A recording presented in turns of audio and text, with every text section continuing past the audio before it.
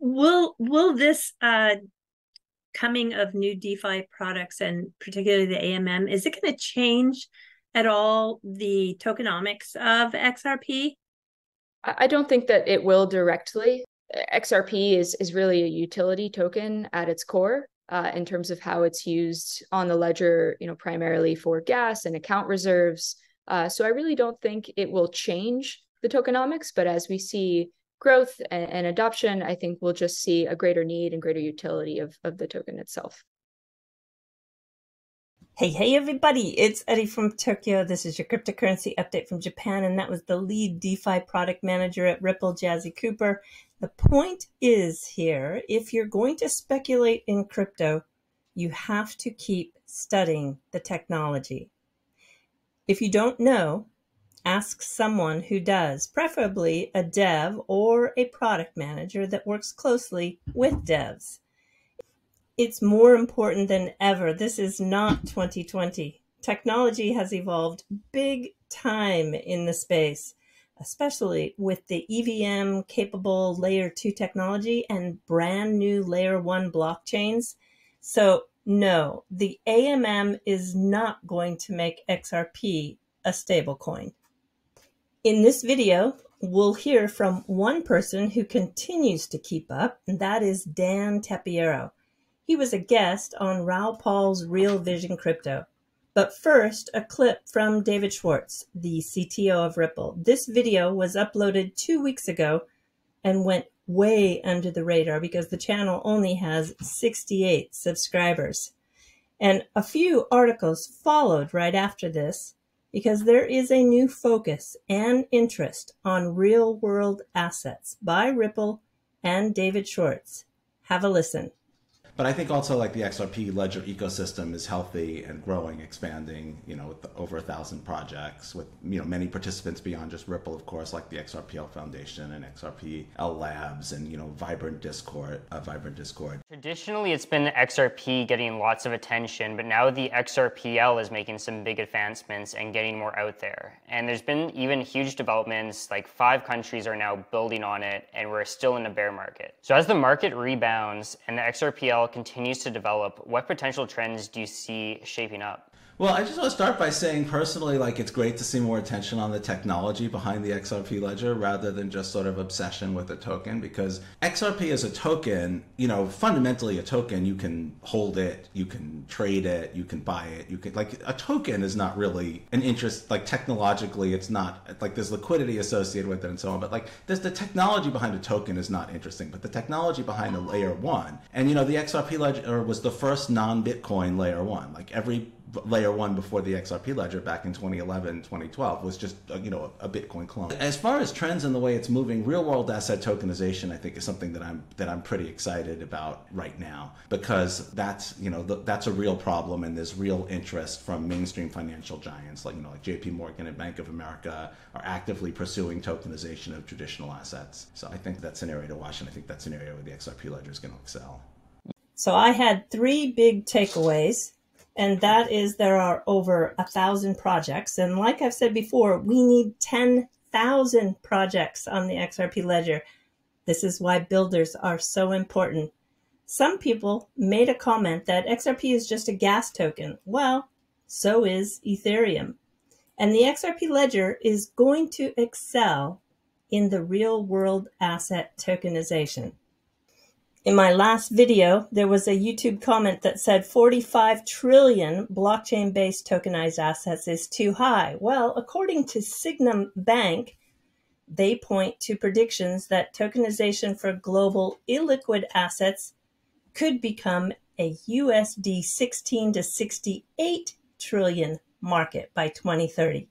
And they cite such a number is not unrealistic, giving the fixed income debt market alone is worth an estimated 127 trillion, global real estate 362 trillion, and gold is 12 trillion in market capitalization.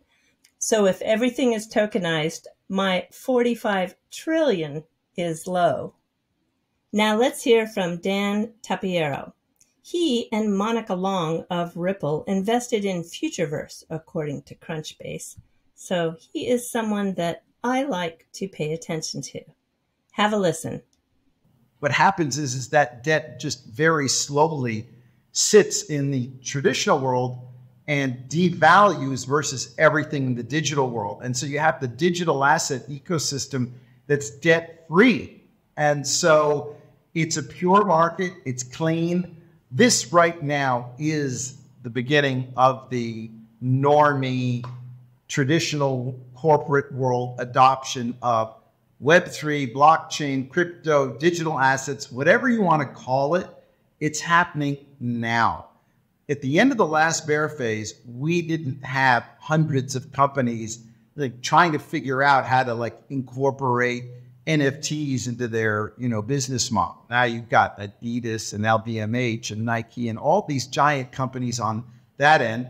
You've got Franklin Templeton and Fidelity and BlackRock. I mean, the buying hasn't happened yet, but they put down their stake and they've said to the people in Washington, listen, we control trillions of dollars of assets. Okay, we want an ETF. All right, so that's great, but that's just a conduit for capital.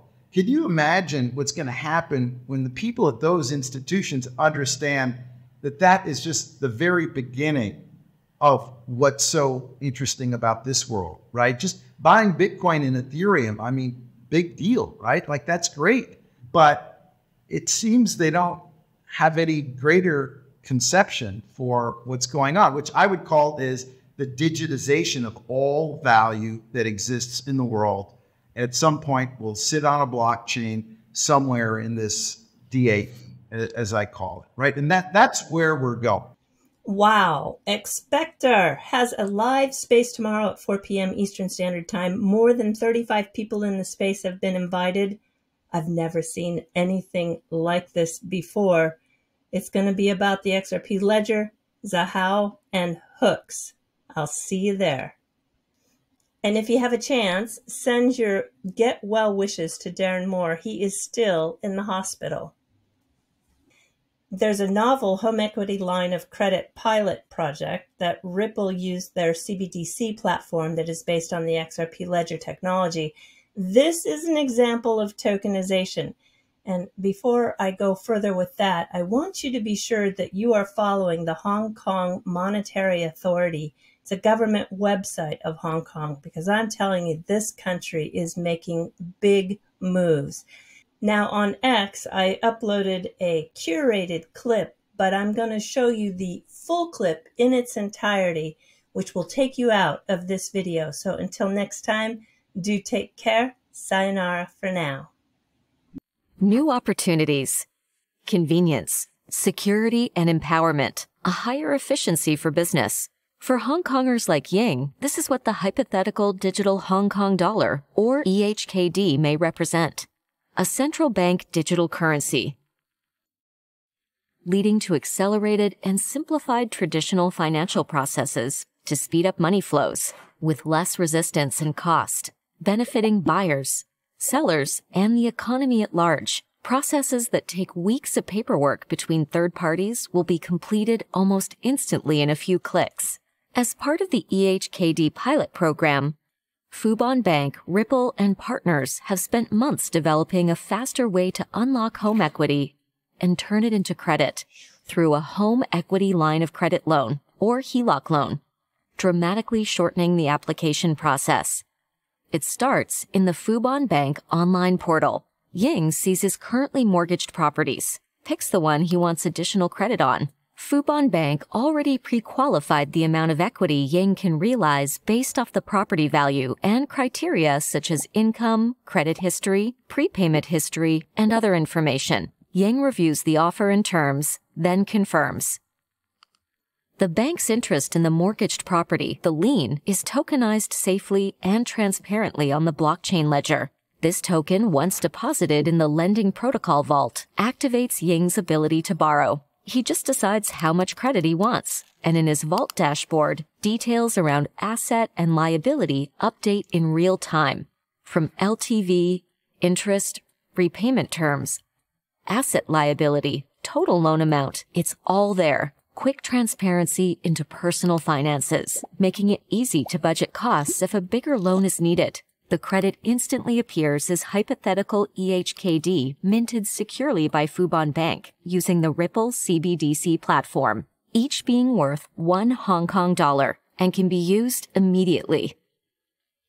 A part of the money is used as a deposit for Ying's son's down payment on a new home. The rest of the loan can be used to finance his daughter's last year of university. Ying turned his home equity into credit to be used however he needs, with a few clicks from the comfort of his own home, without hoops to jump through, without annoying paperwork, without needing to travel, visit, and consult multiple third parties. And as the hypothetical EHKD ecosystem grows, so will benefits from the trend, from increased productivity to time saved and lower cost per transaction, to eventually seamless exchange of hypothetical EHKD as a CBDC all over the world. That's the exciting potential of hypothetical EHKD.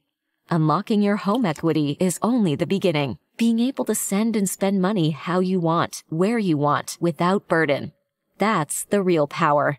And that's the vision of the future Fubon Bank, Ripple, and partners are exploring under the HKMA's EHKD pilot program.